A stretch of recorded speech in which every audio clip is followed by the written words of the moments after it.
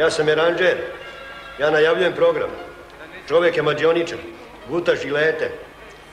Jede tanjire, gramofonske ploče. Sve? Sve. Sijalice guta. Nemoguće to. Vidit ćeš. Da li je moguće?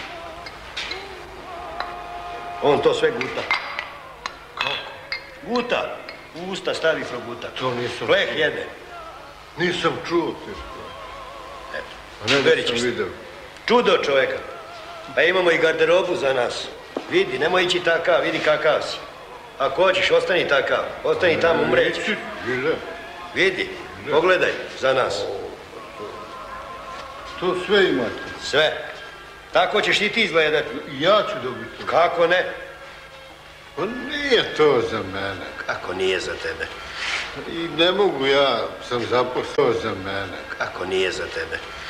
I ne mogu ja, sam zaposlen. Kako? Zećeš malo bolovanja. Bolovanje? Da. Pa tako i jest, stvarno. Bolo me vene, daće mi lekar. Idemo usput. Loznica, Šabac.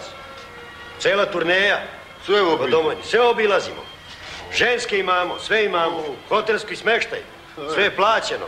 Mašna, leptir mašna, tu karanfil.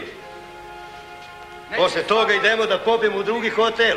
Idem, ako treba i napustit posao, idem. Pa, razmislimo. Da živim ovo malo.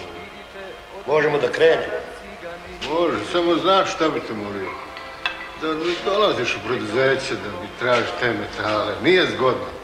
Naćemo na drugom mjestu. Dobro. Ima metala svuda. Kako kažeš?